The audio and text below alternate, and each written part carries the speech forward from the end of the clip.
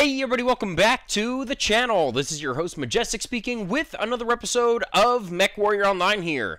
And today we're going to be going through the brand new announcement that PGI just released for MechWarrior Online, which is the Civil War update that's coming this coming July. Now, inclusive in this update are 4 new mechs and a ton of new technology, both inclusive for the Inner Sphere and the clan tech. So we're going to be going through everything, but I did just want to at least point out a couple things first before we actually get started. Very, very excited about this update. I think everyone has been waiting for this, and if you hadn't thought that there was enough customization in MechWarrior Online before, there certainly will be now with all the new tech that will be released. Now, before we actually get into what's included in this update, just a little bit of background here. You do not have to actually purchase any of the mechs in order for the new tech to be applicable to any of the mechs that you currently own. So don't feel like you have to go out and pre-order everything right now. If you do want to wait for a review first to see if the mechs are good or not, or if you think they could fit into your playstyle, wait. You don't have to go out and purchase them in order to make the new tech applicable, whether you're looking for clans or Inner Sphere tech. So hold off in case you're uncertain or if you haven't thought about it yet. But we're going to go through everything. And before we get into the actual mechs, I think it's important to go through what's included in the Inner Sphere tech. And after the Inner Sphere tech, we're going to go through the new clan tech, and then we're going to hop over to the new mech. So let's take a look at what the Inner Sphere is getting here.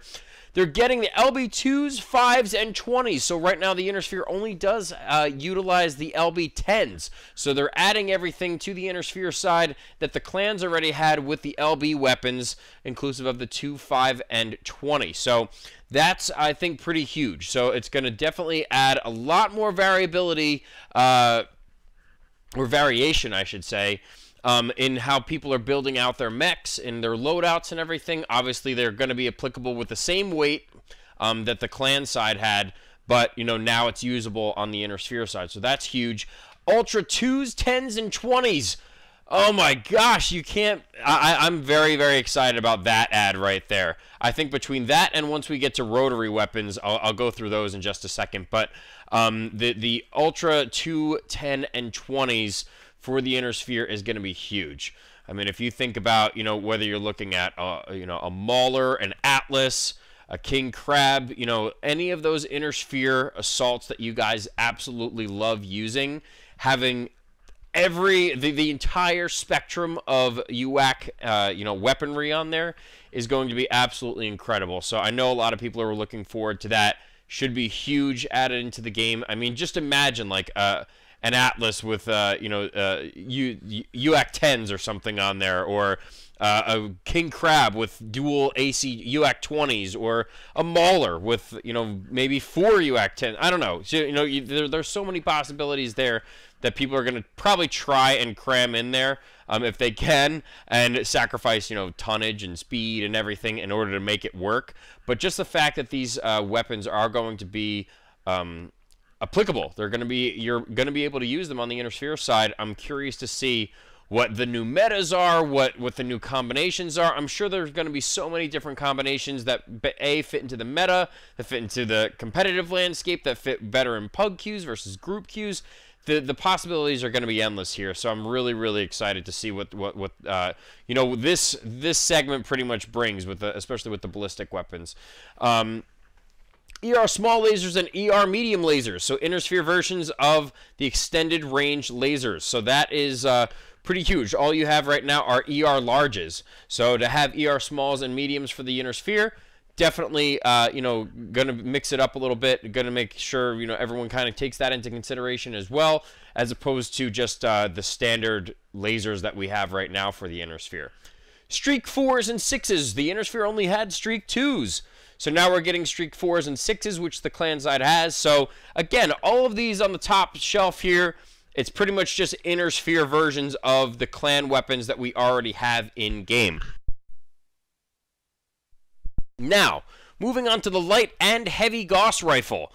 I think that's pretty awesome. The fact that, you know, a light Gauss rifle that'll weigh less and has greater range but deals less damage, or a heavy Gauss rifle that deals more damage but weighs more and has less range. So it's a trade-off. Or you could just have a regular Gauss rifle. You know, it's up to you guys how you want to mix and match it.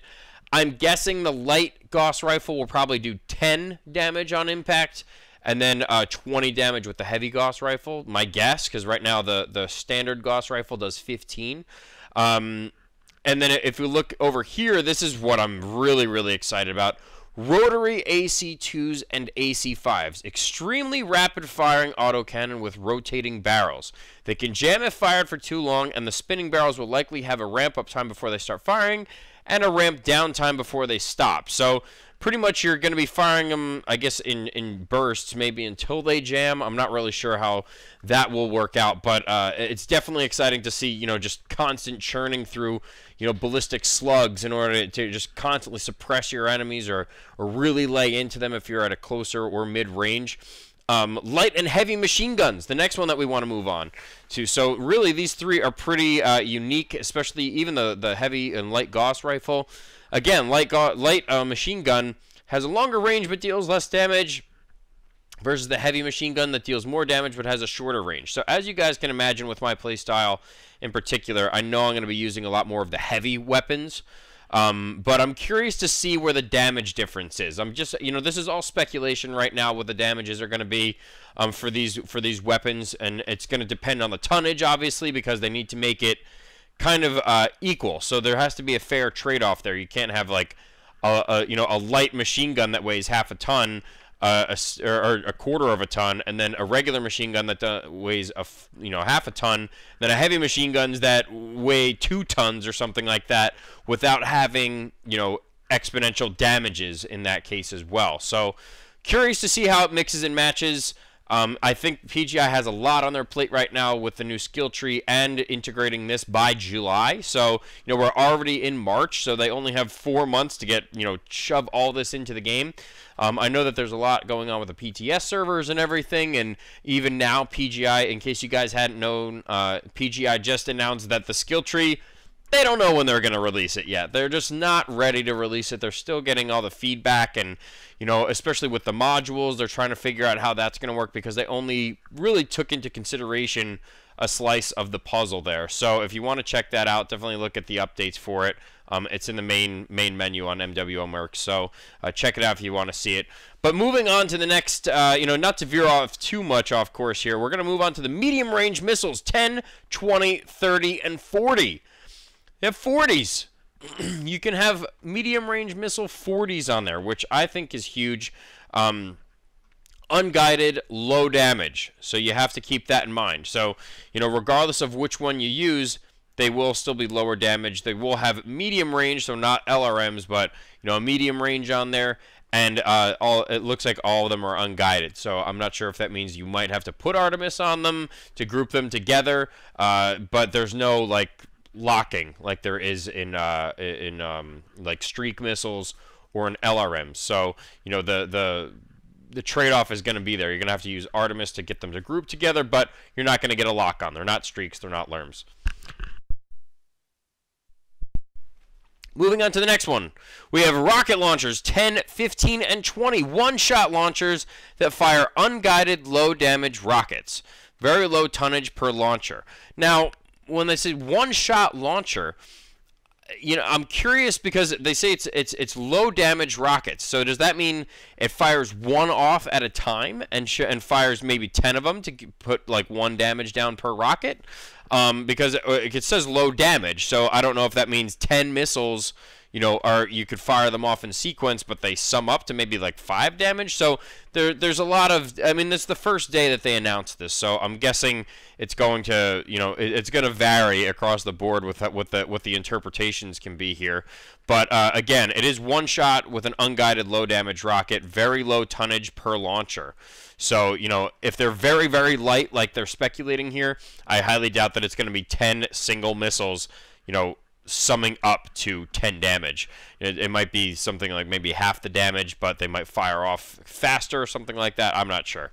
Moving on, though, we're going to go to the light and heavy PPC. So, again, going towards that same kind of methodology that they had over here with the machine guns and the Gauss rifle and everything.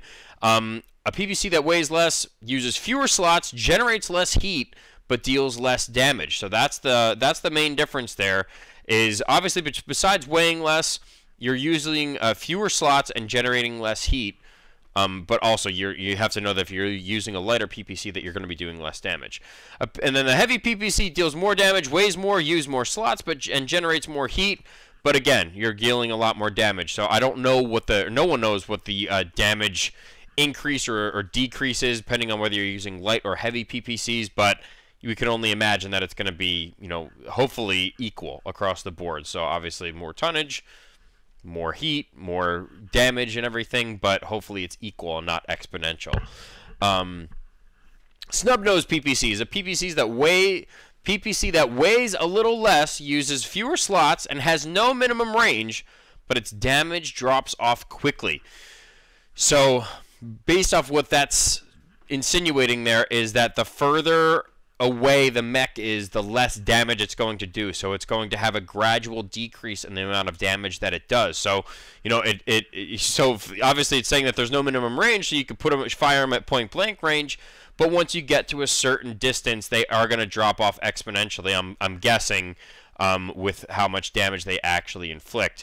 Now, that's going to be an interesting PPC to integrate because I'm curious as to how much they're going to weigh versus a PPC. It says weighs a little less, but how much is a little? We don't know how much that's going to be because I can't see those being they're going to have some sort of trade-off other than just using either light or heavy PPCs, regular PPCs. So it's a very, very interesting take that PGI is putting in here with the snub-nose PPC. Curious to see what they do with it. Light engines, an inner sphere engine that can survive the loss of a side torso. Because it only occupies 2 critical slots on each side. It's lighter than a standard, but heavier than an XL. I have a feeling this is going to be used a lot once it's integrated into the game. So, XL engines are known for being the lightest. Standard engines are known for being the heaviest. You either had a standard engine and survived torso loss, or an XL engine and didn't survive torso loss, but it was lighter but it used up more slots. So now you have the light engine that's saying you're going to survive regardless. It's going to be heavier than an XL, but less than a standard engine. And, it's going to be somewhere in between weight-wise, or tonnage-wise. So I think that's very, very interesting, and I feel like that's going to be utilized a crap ton with the brand once these are released into the game. I know for me, I'm going to be using them a lot, especially because I like to use XL engines in a lot of builds. To use a light engine, which means I will survive, losing a torso. That's going to be critical. So definitely keep an eye out for those. I have a feeling everyone's going to love using them. Light ferrofibrous armor, an armor type that takes up only 7 critical slots, but weight savings is not as good as regular ferrofibrous. So you're not occupying as many slots, but you're also not freeing up as much weight as you are with regular ferrofibrous, which is definitely a trade-off. Now, I tend to use a lot of ferrofibrous or even endosteel if I can swing it somehow. But to integrate this into the game, that means that it's going to weigh less, but it's not going to occupy as many slots. I feel like between the light engine and the light ferrofibrous armor, those are going to be critical.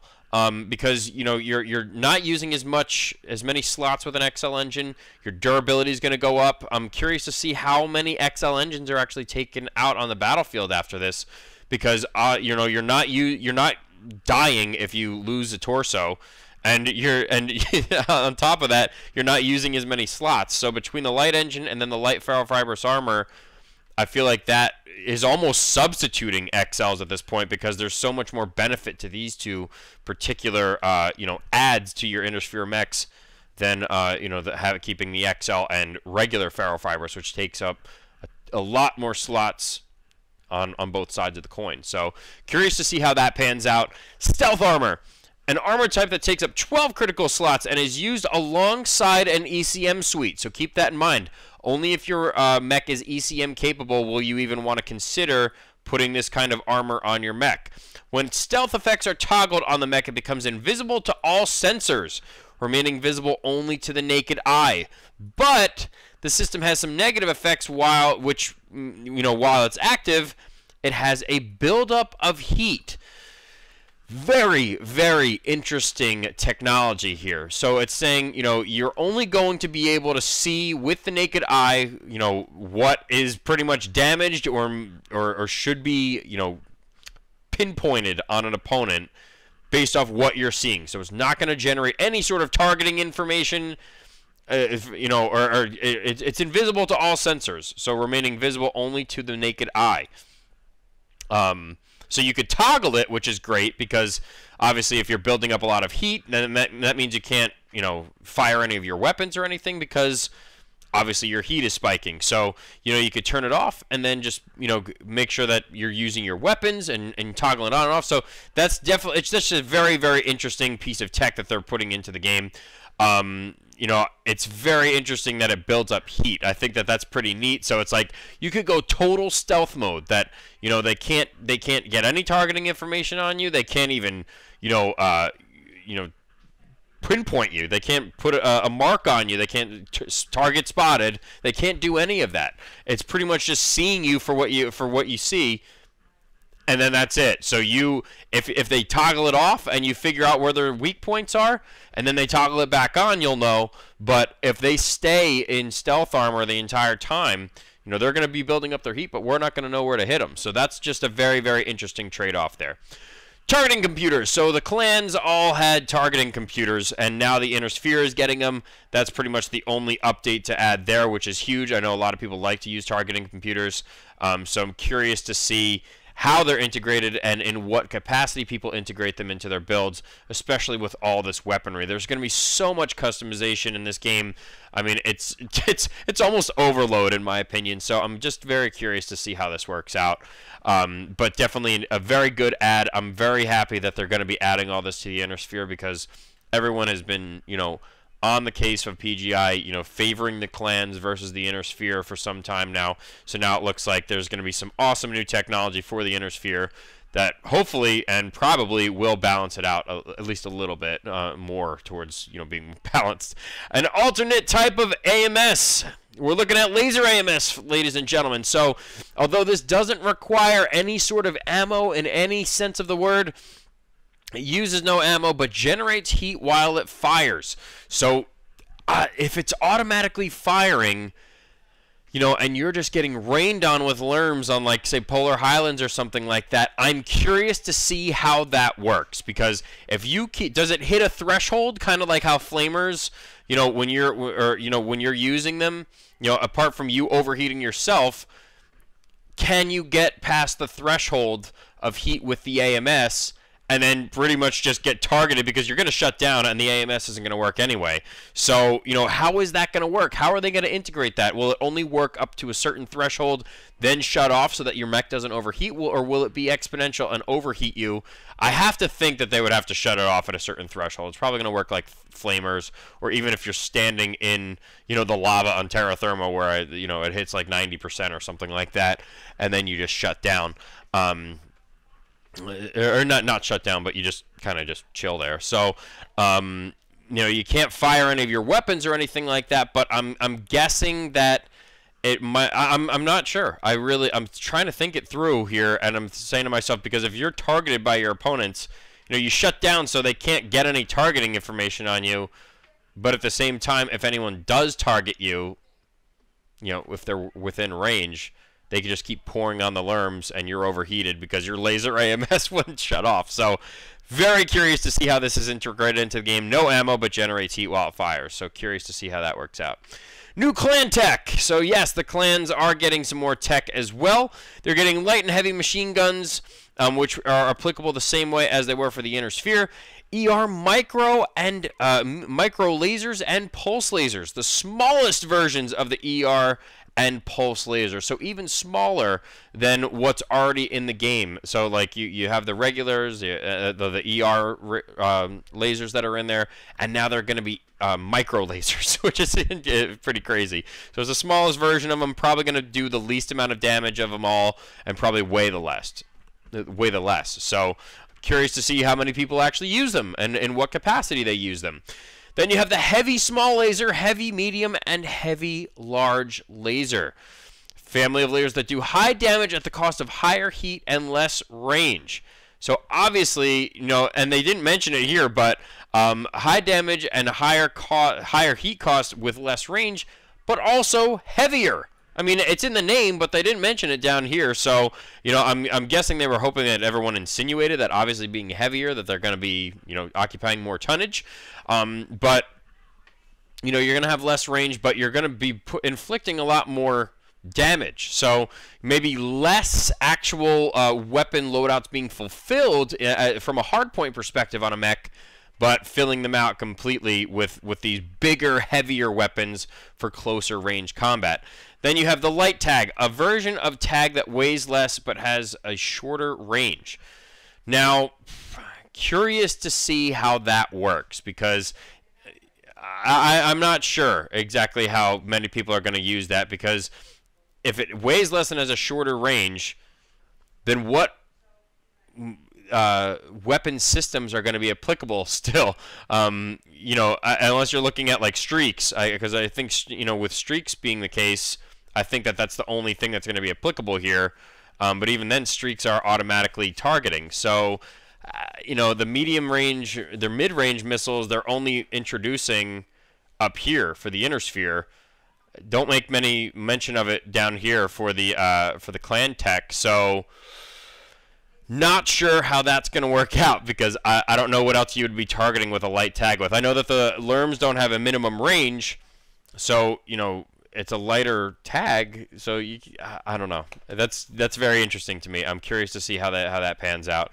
And then advanced tactical missiles. A missile whose damage will vary based on the distance it traveled. So I'm guessing a decreasing rate, not increasing rate. I'm not sure. Oh, it says it right there. Higher damage up close, lower damage at long range. Duh. So there you go. So obviously, as soon as it leaves that pot, if it connects with your opponent, it's going to inflict a lot of damage. But if they're at a farther distance, you know, and it says a missile, so it's only one missile at a time. 3, 6, 9, and 12. And I'm guessing it starts at that damage. So like 3 damage, which is probably a certain range, and then exponentially drops or exponentially decreases to 2, then 1, then barely anything, and then you're probably out of range. Same with the 12s, the 9s, the 6s. Very interesting piece of clan tech that they're adding here. So it's just one missile decreasing in its damage the further it travels. Interesting take. Light active probe. A version of the active probe that weighs less but has a shorter range. So obviously you're not going to be able to target any you know, shut down mechs or anything at as big of a range as it was with the regular regular active probe. So they're going to be decreasing that with the light active probe here. Yeah, that's pretty much the difference. I mean, you're going to free up some more tonnage, but you know, it's also going to work at a smaller range. I kind of think that that's worth it, because really, you know, you're going to try and get close to a mech before you see if it's still alive, or if he's just AFK or shut down and trying to hide or something like that. So I'm curious to see how this is integrated into the game as well. Laser AMS, an alternative type of AMS, uses no ammo and generates heat while it fires. Same thing as the inner sphere. So those are applicable here.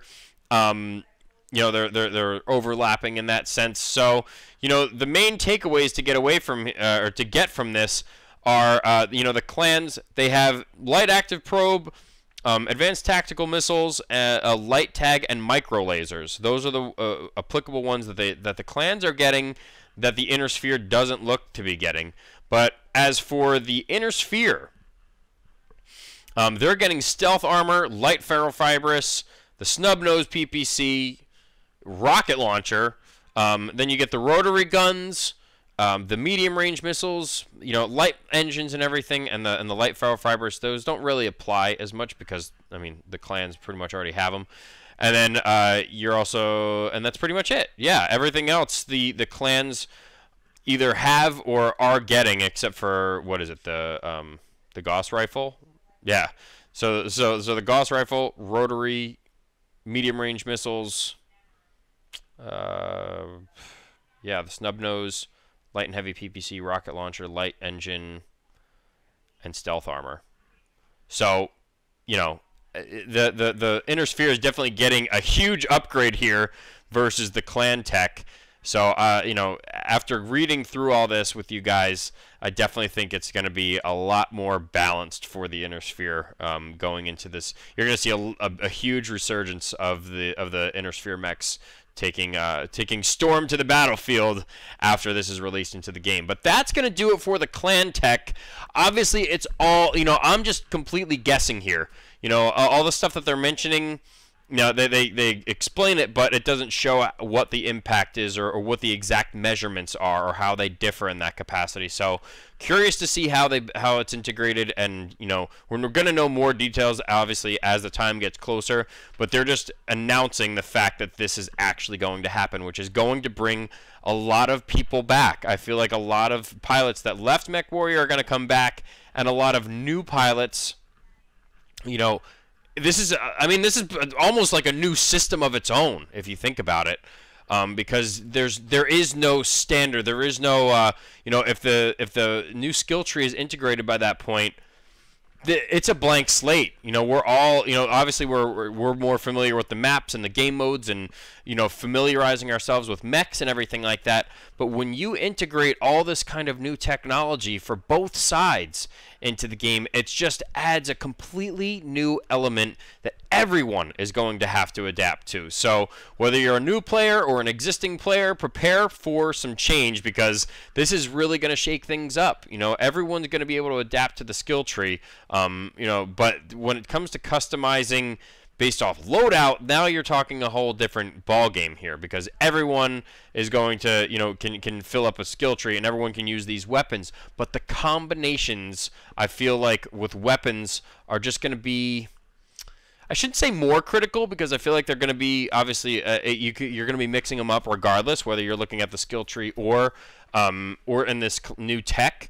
But I just feel like the, you know, each pilot's skill is going to be very heavily weighted on how much they are able to adapt to, you know, this new tech, versus the skill tree that everyone is familiar with the nodes and what they're applicable for, but we're not sure about the details of this new tech on either side of the coin. So that's what I'm talking about here, in making it a clean slate for everyone. So cool stuff.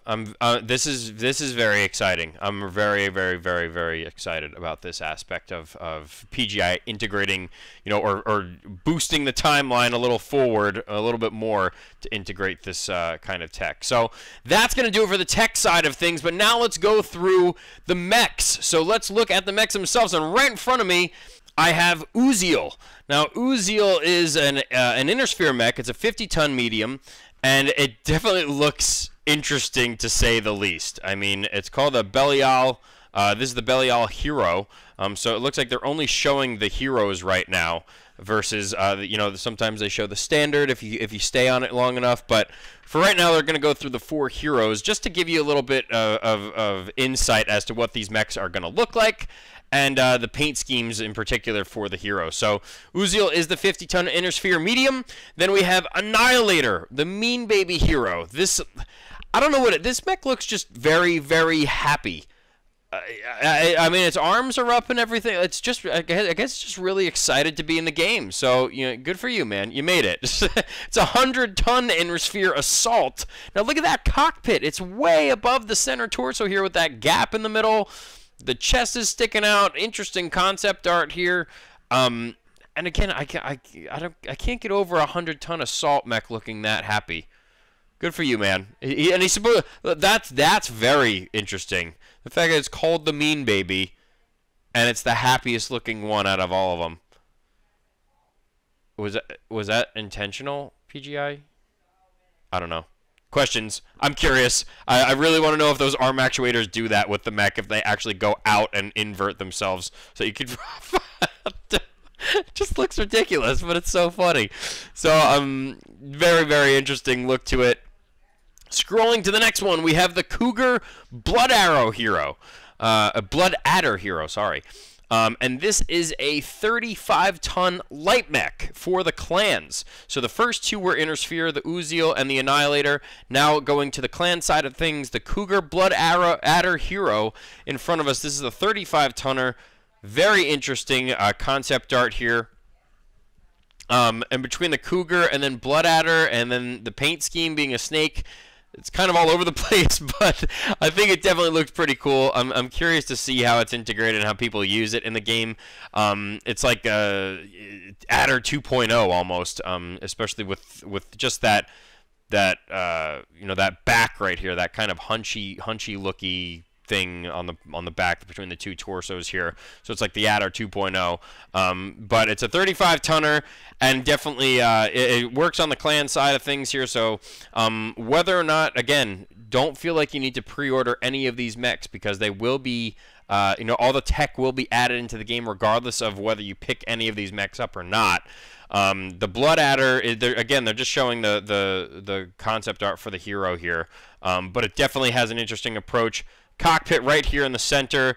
A little bit of low slung arms, but very much in line with whatever hard points are up here. They're showing the missile hard points, but I'm sure with all the other variants are going to mix it up a little bit.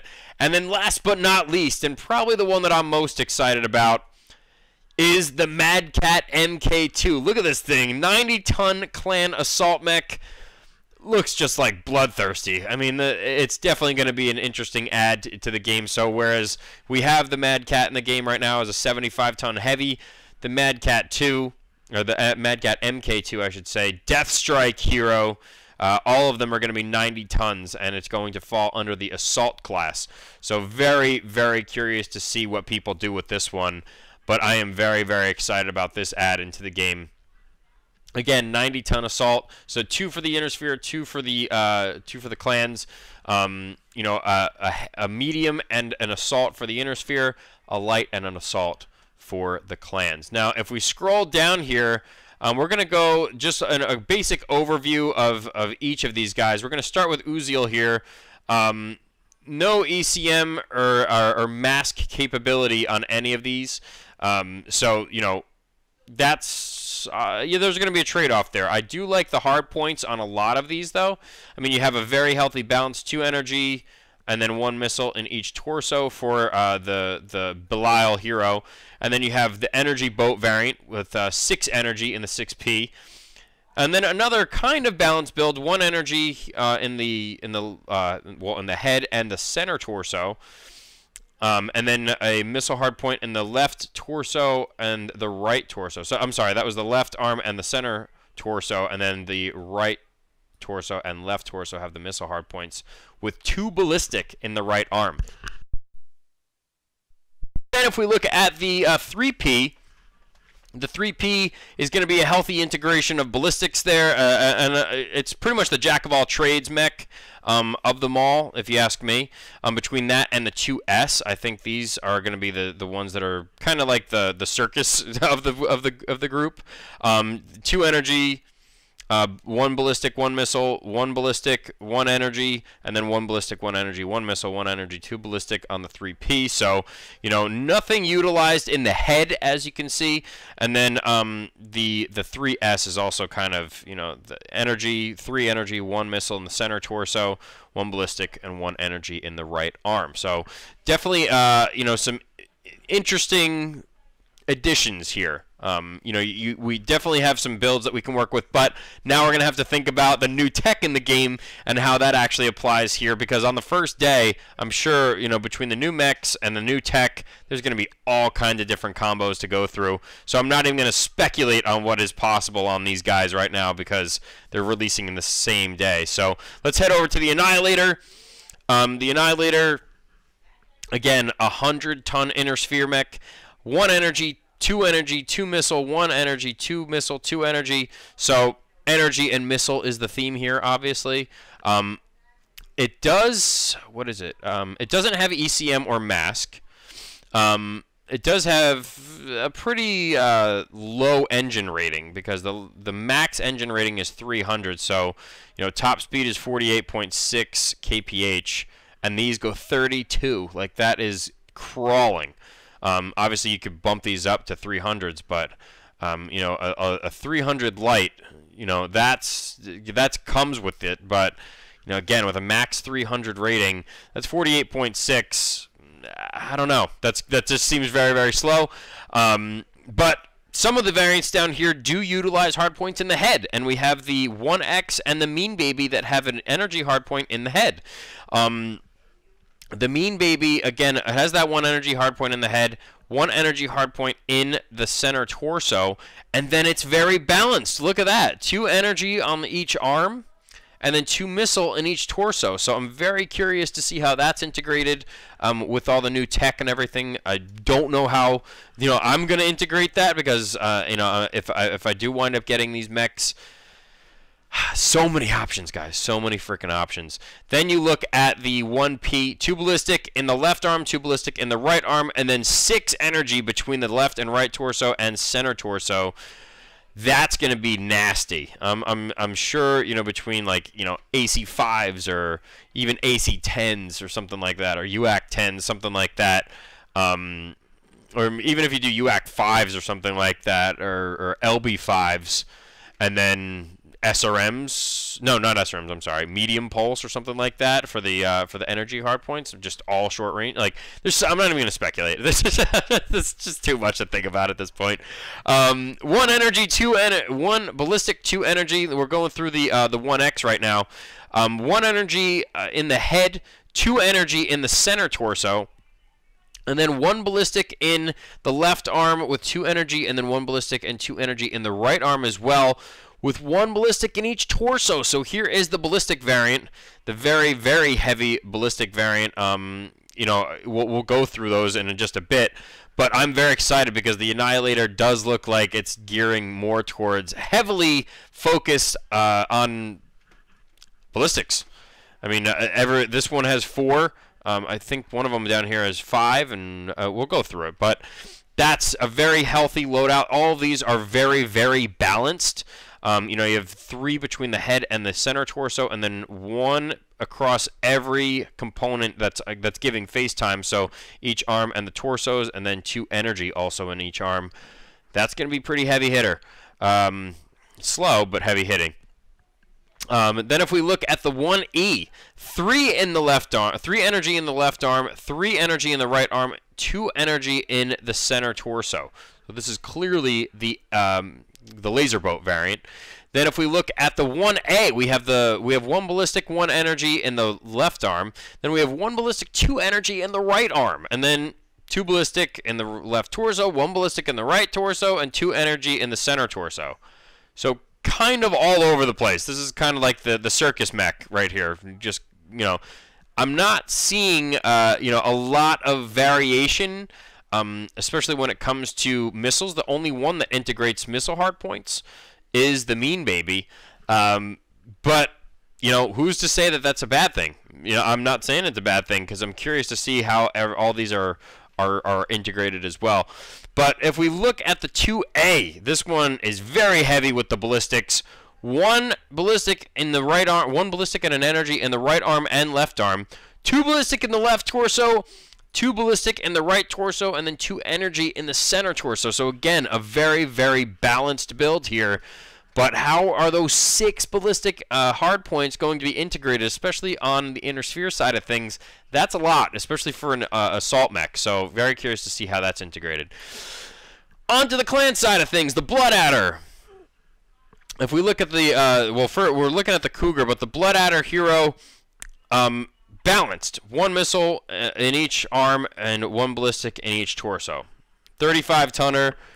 The only one that integrates either ECM or mask is the H variant that integrates ECM. The rest of the variants don't integrate anything. So that is going to, you know, have that stealth mode capability with the stealth armor on there in case you want to use the Cougar H variant. Then if we look at the Omnipods, it does have the ECM module in the head, so not taking up any kind of critical slots in the torsos or anything like that. It's all in the head. Then we have 3 energy in the right arm, jump jets in the torsos, and then 1 ballistic in the left arm. So that's very, very interesting and a very lopsided build. But I'm curious to see what people make out of that. I'm definitely curious to see, what kind of creations come with it. But the fact that we're looking at jump jets here, so I can only imagine everyone turning into Pop-Tart. The next variant on here is the E variant. Very balanced. 1 missile in each arm, 1 energy in each torso, and then 1 energy in the head. So this one and the C are the only variants that integrate an actual weapon hardpoint in the head. But definitely a balanced build here. Moving on to the D variant. Energy in the left arm, ballistic in the right arm, and then a missile in each torso. So jack of all trades kind of thing going here. Has every type of weapon system to integrate into the mech, but not, one side or very heavy in one particular component there. Then if we look at the C variant, we have 1 ballistic in the left arm and 4 energy in the right arm, and along with 1 energy in the head. So 5 energy in total with 1 ballistic. Very interesting. Not integrating any missile hardpoints or anything, but I can only imagine what people are going to do with that. Moving on to the last one, the Cougar Prime, 1 energy in each arm, and then 1 missile hardpoint in each torso. So definitely pretty interesting if you take all this into consideration. Max engine size is, wait, what was it? I'm just looking at it. 175. So these are going to be prefixed into the mech. So 81 kph, I'm guessing if you use speed tweak at that point it'll go 87. So just keep all that in mind. So it's a 35-ton clan light mech. And last but not least on this list, the Mad Cat MK2. First, going through the Death Strike Hero. Now, first before we do that, no ECM or mask for any of the variants. Very, very interesting call. I thought for sure that they were going to place something on here. It kind of gave me a little bit of Spirit Bear vibes, if you will, except that, I know the Kodiaks are 100 tons, but I thought that they were going to integrate at least something with ECM or mask on one of the variants. But, it does have a big engine in there, 360, going 64.8 kph, max engine rating, 400. Again, 90-ton. So it is very heavy. If we look at the Death Strike Hero, we have 1 ballistic and 1 energy in each arm, and then 2 energy in each torso. So very balanced build there. Going to the B variant, 2 ballistic in each arm, and then 1 energy in each torso, 2 missile in the center torso. So again, a very jack of all trades but balanced build. If we head over to the A variant, we have 2 energy in each arm, a ballistic and a missile in the right torso, and a ballistic and a missile and an energy in the left torso, with 1 ballistic in the center torso. So, a lot of integration with the center torsos now, which is very interesting. This is definitely a jack of all trades kind of build. Circus mech is what I like to call it, as you guys have heard. But so you're integrating every type of weapon, and they're all over the place. There's not like heavily one side of one weapon system versus the other. If we look at the 4 variant, very balanced build here. 2 energy in each torso, or in each arm, and then 2 missile in each torso. So again, very, very balanced. Curious to see how people work with that one. Another balanced build here, utilizing every single type of weapon hardpoint. Ballistics, 1 ballistic hardpoint in each arm, 1 energy hardpoint in each torso, and 2 missile in each torso. So again, another jack of all trades, but balanced build. And last but not least, the 1 variant, which again, very, very balanced build. So there's only 1 kind of circus mech in this bunch here, and that's the A variant. But the 1 variant has a ballistic in each arm, and then 2 energy and 1 missile in each torso. So very, very balanced look to to most of these mechs. I know some of them, kind of go against the grain and are all over the place, but huge announcement, and kind of came out of nowhere. And when I saw it, I was like, geez, got to do a video on this and get you guys in the know almost immediately. So I hope you guys enjoyed this video. I hope it was informative for you guys and explained a little bit, as much as I know is what I'm sharing with you guys.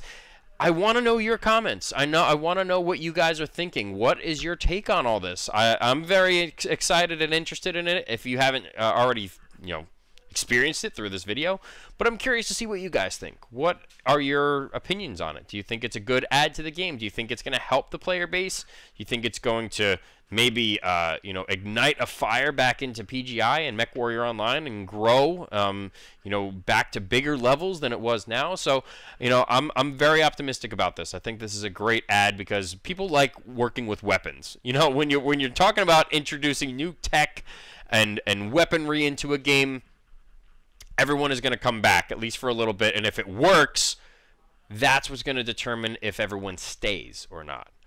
With the skill tree and everything, you don't see it tangibly on the battlefield. You know what you added in your skill tree and everything like that, and until the skill tree or until the round is over, you're like, wow, I'm glad I filled out all of my armor hardening nodes, but it's not something that people are going to actively keep mixing and messing around with in the mech lab. You know what I mean?